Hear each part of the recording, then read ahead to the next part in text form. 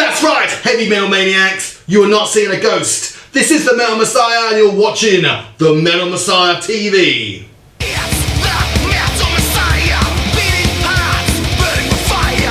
I haven't uploaded any videos for a while, but since we're all on lockdown and I've got nothing better to do, I thought I'd get off my lazy ass and do some heavy metal videos.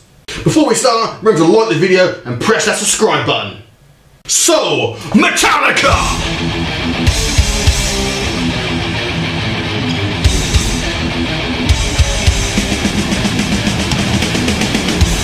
Formed in 1981 by guitarist, vocalist James Hetfield and drummer Lars Ulrich, Metallica are one of the big four, which includes Megadeth, Anthrax and Slayer!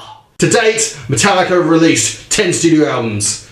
Kill 'Em All, Ride the Lightning, Master of Puppets, Justice for All, Metallica, Load, Reload, Sent Anger, Death Magnetic and Hardwire to Self-Destruct. Love them or hate them, Metallica are one of the biggest metal bands in the world, selling over 125 million albums as per 2018. Everyone has their favourite album. It's usually one of the first four because this is when they were thrash metal and before they turned more radio friendly with the Black Album Beyond and whatever shit the Sent Anger was. In this video I'll be telling you what I think And Justice for All is the best Metallica album.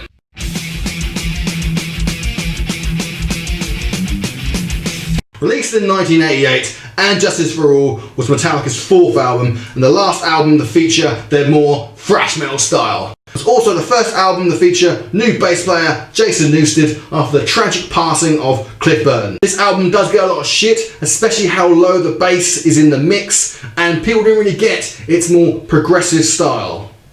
In this video I'll be telling you what I think And Justice for All is Metallica's best album.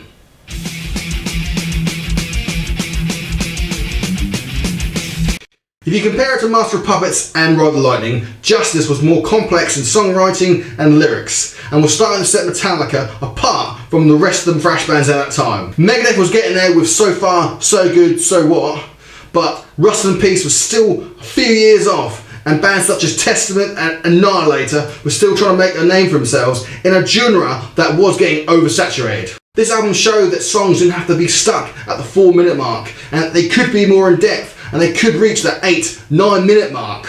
The only song on Justice that really reached the 4-5 minute mark was Dyer's Eve, and to me it doesn't even feel like a short song. This opened the door for bands to be more progressive and that they could write longer songs. As an old school thrash fan, it's a shame that Metallica then decided to strip it all back and go to a more simpler writing style, a more radio friendly style for the Black Album. I would love to have seen what they would have evolved to and if they had kept this more progressive style in their songwriting as similar to Justice for All. I believe that this progressive songwriting was down to Cliff's more mature influence over the band. And do I believe that the Black Album would have been made if Cliff was still alive? Probably not. I think they would have made such a simple album if Cliff was still alive, but I'll leave that for another video. Speaking of Cliff, that leads me on to my next point.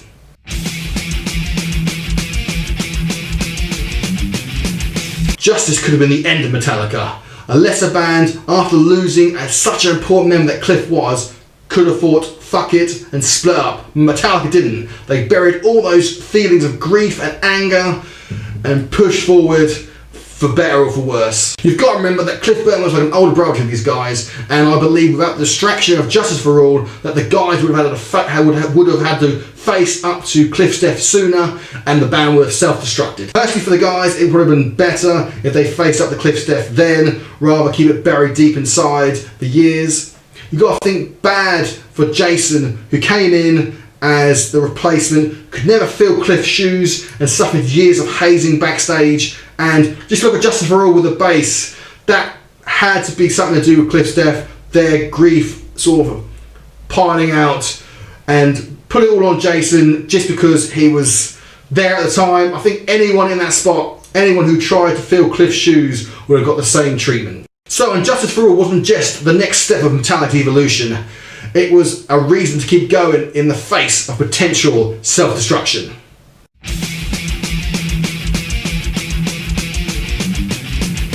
If you listen to James Hetfield's vocals throughout and Justice for All, you can tell how greatly improved they are from Master of Puppets, Ride the Lightning and Kill 'Em All. On Master of Puppets, James Hetfield still had that sort of angry, teenage, aggressive style of vocals, but had lost a lot of that hoarse shouting style which was on Ride the Lightning and Kill 'Em All.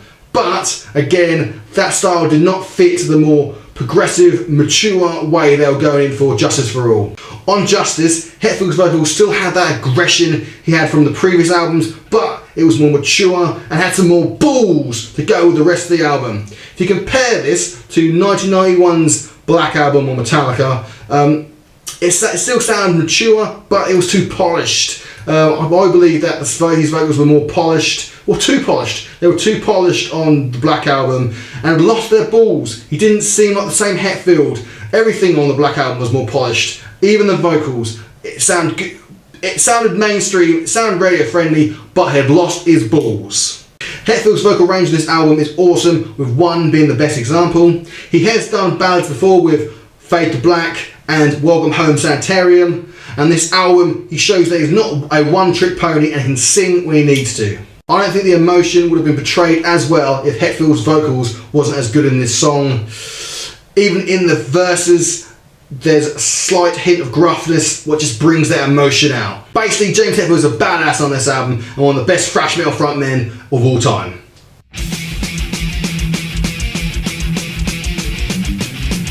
The main reason I love this album so much was this was the first album that got me into Metallica and metal in general.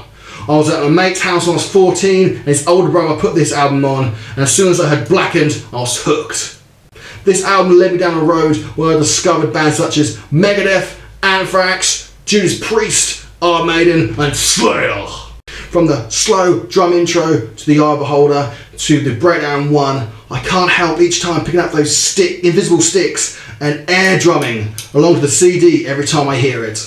The guitar harmonies on this album fit so well, and Kurt's playing is on point.